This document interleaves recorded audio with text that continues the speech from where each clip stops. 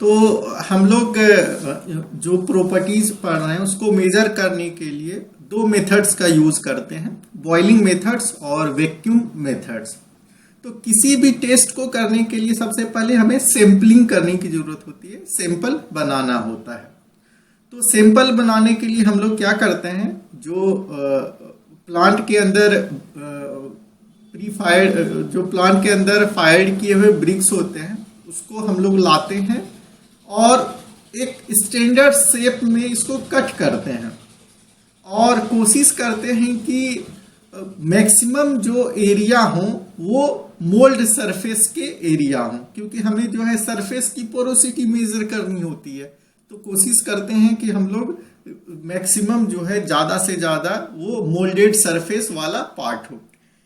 और फिर इसके सैंपल को कट करके हम लोग इसको ओवन में ड्राई करते हैं और ये ड्राइंग जो है 110 डिग्री सेंटीग्रेड पर किया जाता है और तब तक किया जाता है जब तक कि इसमें जो भी मॉइस्चर कंटेंट है वो रिमूव नहीं हो जाए। सारे के सारे मॉइस्चर रिमूव हो जाएंगे तो उसका जो वेट है वो कांस्टेंट हो जाएगा और कांस्टेंट हो जाने के बाद उसका हम वेइंग कर लेते हैं, जिससे कि हमें ड्राई वेट मिल जाता है जो कि कैपिटल डी होता है। इसके बाद इस सैंपल को हम लोग वाटर में इमर्स कर देते हैं और कंप्लीटली इमर्स करते हैं। इमर्सिंग में ये ध्यान देना होता है कि इसका कोई भी सरफेस, सैंपल का कोई भी सरफेस किसी कंटेनर के ना तो साइड में टच हो ना ही बॉटम में टच हो और ये कंप्लीटली सस्पेंडेड कंडीशन में रहे। साथ ही साथ हम इस टेस्टिंग को परफॉर्म करने के लिए डिस्टिल्ड वाटर का यूज करते हैं। इसके बाद क्या करते हैं, इस कंटेनर को एक हीटर में रख करके इसको लगभग 2 आवर्स के लिए बॉईल किया जाता है। और बॉइलिंग के टाइम में भी ये ध्यान देना होता है कि जो सैंपल है हमारा वो कंटेनर वॉल से टच नहीं करे। और इसके बाद बॉइलिंग के टाइम में क्या होता है कि जो वाटर है कुछ इवेपोरेट होने लगते हैं। इवेपोरेशन में वाटर जो है वो डिक्रीज होने लगता है। तो ये चीज ध्यान देना होता है कि यदि डिक्रीज ज्यादा होने लगे तो हम अलग से वाटर को इसके अंदर डाल देते हैं और ताकि ये वाटर से बाहर नहीं आ पाए। इसके बाद जब 2 घंटे बॉइलिंग हो जाता है तो इसको कंटेनर के साथ हम लोग सस्पेंडेड कंडीशन में रखते हुए सैंपल को कूल होने के लिए छोड़ देते हैं। जब कूल हो जाता है सैंपल तो तब हम लोग इसका सस्पेंडेड वेट लेते हैं।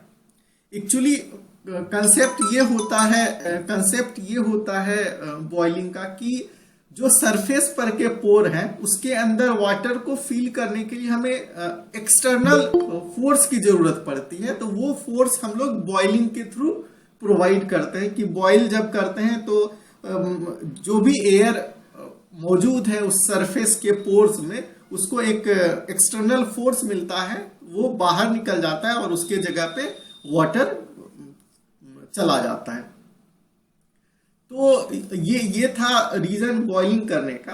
अब हमें सस्पेंडेड वेट मिल जाता है जिसको कि हम लोग एस कहते हैं।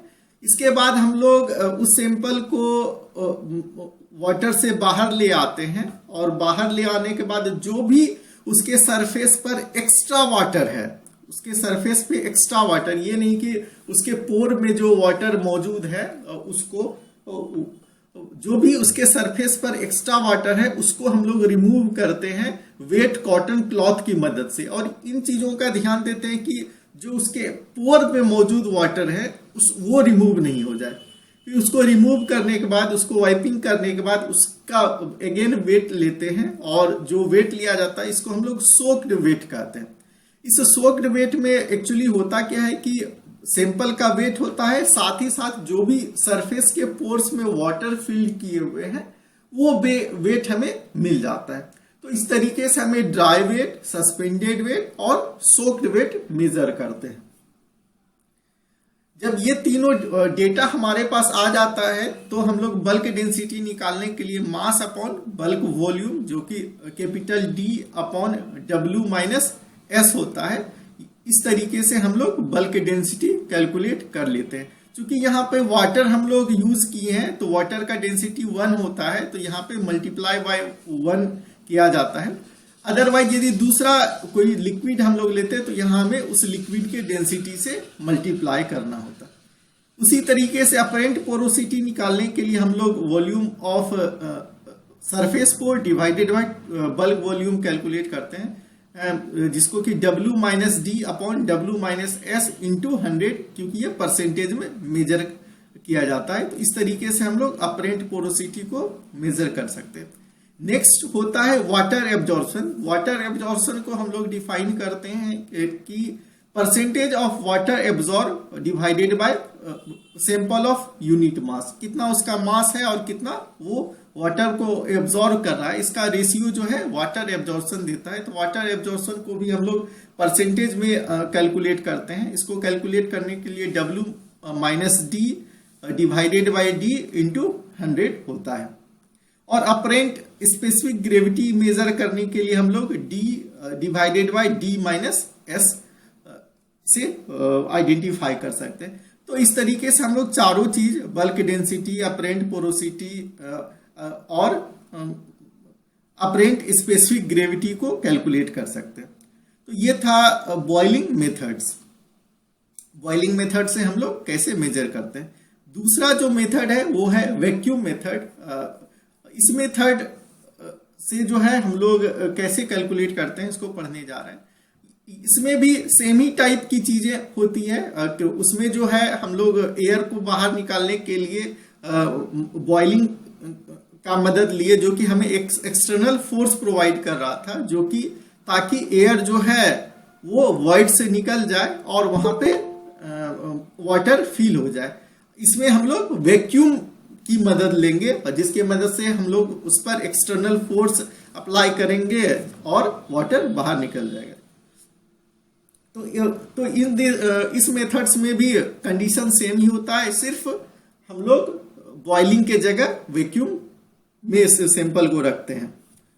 तो ड्राई वेट सेम ही तरीके से सैंपलिंग करेंगे, फिर उसका ड्राई वेट निकालेंगे, फिर उसको जो है हम लोग वाटर में रख देते हैं या किसी ऑर्गेनिक लिक्विड में रख देते हैं। यदि वाटर से वो सैंपल रिएक्ट कर रहा होता है तो हम लोग ऑर्गेनिक लिक्विड जैसे केरोसिन में रखते हैं।